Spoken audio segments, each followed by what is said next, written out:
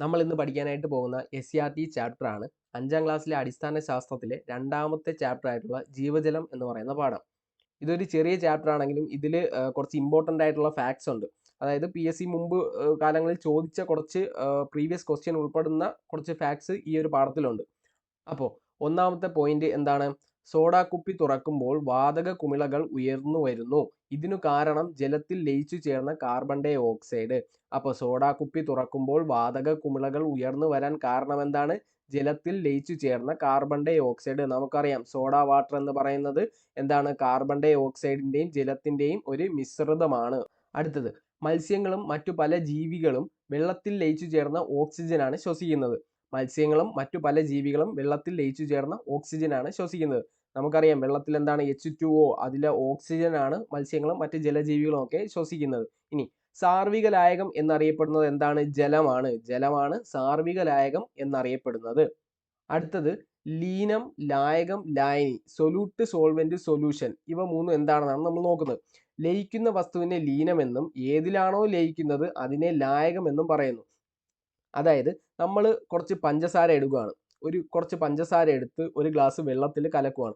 അപ്പം പഞ്ചസാരയല്ലേ നമ്മൾ വെള്ളത്തിൽ കലക്കുന്നത്. അപ്പോൾ കലക്കുന്ന വസ്തുവാണ് ലീനം എന്ന് പറയുന്നത്. അതായത് പഞ്ചസാരയാണ് ഇവിടുത്തെ ലീനം എന്ന് പറയുന്നത്. ഏതിലാണോ നമ്മൾ കലക്കുന്നത്, അതായത് വെള്ളത്തിലല്ലേ, വെള്ളം എന്ന് പറയുന്ന ആ ഒരു ദ്രാവകത്തിലല്ലേ നമ്മൾ ഈ പഞ്ചസാര കലക്കുന്നത്. അപ്പം വെള്ളമാണ് അവിടുത്തെ ലായകം. ഏതിലാണോ ലയിക്കുന്നത് അതിനെ ലായകം എന്നും പറയുന്നു. ഇനി ലായനി എന്തുവാണെന്ന് നോക്കുവാണെങ്കിൽ, ലീനം ലായകത്തിൽ ലയിച്ചുണ്ടാകുന്നതാണ് ലായനി. അതായത് ലീനവും ലായകവും ചേർന്ന് കിട്ടുന്ന ഒരു പ്രോഡക്റ്റ് ആണ് ലായനി എന്ന് പറയുന്നത്. അതായത് പഞ്ചസാരയും വെള്ളവും കൂടെ ചേർത്ത് പഞ്ചസാര ലായനി ലഭിക്കുന്നത് എന്താണ്? ഒരു ലായനിയാണ്. പഞ്ചസാര ലായനിയാണ്. അപ്പം പഞ്ചസാര ലായനിയിൽ ലീനം പഞ്ചസാരയും ലായകം വെള്ളവുമാണ്. അത് മാറിപ്പോകരുത്. അടുത്തായിട്ട് നമ്മൾ നോക്കുന്നത് ജലത്തിന്റെ സവിശേഷതകളും അവ ഉപയോഗപ്പെടുത്തുന്ന സന്ദർഭങ്ങളും ഏതൊക്കെയാണെന്നാണ് നോക്കുന്നത്. വസ്തുക്കളെ ലയിപ്പിക്കുന്നു. അതായത് ലയിപ്പിക്കുക എന്ന് പറയുന്ന ജലത്തിന്റെ സവിശേഷതകൾ നമ്മൾ എവിടെയൊക്കെയാണ് ഉപയോഗിക്കുന്നത്? പാനീയങ്ങളിൽ മധുരം ചേർക്കാനും വസ്ത്രങ്ങൾ അലക്കാനുമാണ് ലയിപ്പിക്കുക എന്ന് പറയുന്ന ജലത്തിന്റെ സവിശേഷത ഉപയോഗിക്കുന്നത്. ഇനി ഒഴുകുന്നു എന്ന് പറയുന്ന സവിശേഷതയോ? പൈപ്പിലൂടെ കൊണ്ടുപോകാൻ. താപം വഹിക്കാൻ കഴിയുന്നു എന്നത് പാചകം ചെയ്യാൻ. നിശ്ചിത ആകൃതിയില്ല, ഉൾക്കൊള്ളുന്ന പാത്രത്തിന്റെ ആകൃതി സ്വീകരിക്കുന്നു. ഈ സവിശേഷത ഉപയോഗപ്പെടുത്തുന്ന സന്ദർഭമാണ് വിവിധ ആകൃതിയിലുള്ള പാത്രങ്ങളിൽ ശേഖരിക്കാൻ കഴിയുന്നു എന്നുള്ളത്. ഇനി ഖരം, ദ്രാവകം, വാതകം എന്നീ അവസ്ഥയിൽ സ്ഥിതി ചെയ്യുന്നു. എന്താണ്? ആവി ഉപയോഗിച്ച് പുട്ട് ഉണ്ടാക്കാൻ സഹായിക്കുന്നു. ജലത്തിന്റെ സവിശേഷതകളും അവ ഉപയോഗപ്പെടുത്തുന്ന സന്ദർഭങ്ങളും മനസ്സിലായല്ലോ. ഇനി അടുത്തത്, കൂടുതൽ വസ്തുക്കളെ ലയിപ്പിക്കുന്ന ഒരു ലായകമാണ് ജലം. അതുകൊണ്ട് ജലത്തെ സാർവിക ലായകം എന്ന് പറയുന്നു. അപ്പോൾ ജലത്തെ സാർവിക ലായകം എന്ന് പറയാൻ കാരണം എന്താണ്? കൂടുതൽ വസ്തുക്കളെ ലയിപ്പിക്കുന്ന ഒരു ലായകമാണ് ജലം. അതുകൊണ്ട് ജലത്തെ സാർവിക ലായകം എന്ന് പറയുന്നു. ജലത്തെ സാർവിക ലായകം എന്ന് പറയുന്നു. ഭൂമിയുടെ ഉപരിതല വിസ്തീർണത്തിന്റെ 2/3 ഭാഗവും ജലമാണ്. ഭൂമിയുടെ ഉപരിതല വിസ്തീർണത്തിന്റെ 2/3 ഭാഗവും ജലമാണ്. ഇനി ഭൂമിയിൽ സമുദ്രജലം എത്ര ശതമാനമാണ്? 96.5% സമുദ്രജലമാണ് ഭൂമിയിൽ. ഭൂമിയിലുള്ള ശുദ്ധജലത്തിന്റെ അളവെന്ന് പറയുന്നത് 3.5%. അതായത് നമുക്ക് കൺസ്യൂം ചെയ്യാൻ പറ്റുന്ന ജലത്തിന്റെ അളവെന്ന് പറയുന്നത് 3.5% മാത്രമാണ്. ഇനി ദ്രാവകങ്ങൾ ചൂടേറ്റ് ബാഷ്പമായി മാറുന്ന പ്രക്രിയയാണ് ബാഷ്പീകരണം. അപ്പോൾ ബാഷ്പീകരണം എന്താണ്? ദ്രാവകങ്ങൾ ചൂടേറ്റ് ബാഷ്പമായി മാറുന്ന പ്രക്രിയയാണ് ബാഷ്പീകരണം. ഉദാഹരണം എന്താണ്? വെള്ളം നീരാവിയായിട്ട് മാറുന്നത്. അടുത്തത്, വാതകങ്ങൾ തണുക്കുമ്പോൾ ദ്രാവകമായി മാറുന്നതിനെ സാന്ദ്രീകരണം എന്ന് പറയുന്നു. അപ്പോൾ വാതകങ്ങൾ തണുക്കുമ്പോൾ ദ്രാവകമായി മാറുന്നതിനെ സാന്ദ്രീകരണം എന്ന് പറയുന്നു. ഉദാഹരണം നീരാവി വെള്ളമായി മാറുന്നത്. ഇനി പല വസ്തുക്കളും ജലത്തിൽ പൊങ്ങിക്കിടക്കുന്നു. വസ്തുക്കളുടെ ഈ പ്രത്യേകത പ്രയോജനപ്പെടുത്തുന്ന സന്ദർഭങ്ങൾ ഏതൊക്കെയാണ്? വാഴത്തണ്ടയിൽ കിടന്ന് നീന്തൽ പഠിക്കുന്നു, ചങ്ങാടത്തിൽ സാധനങ്ങൾ കൊണ്ടുപോകുന്നു. ഇതെല്ലാം വെള്ളത്തിൽ പൊങ്ങിക്കിടക്കുന്ന വസ്തുക്കളുടെ സവിശേഷത ഉപയോഗപ്പെടുത്തുന്ന സന്ദർഭങ്ങളാണ്.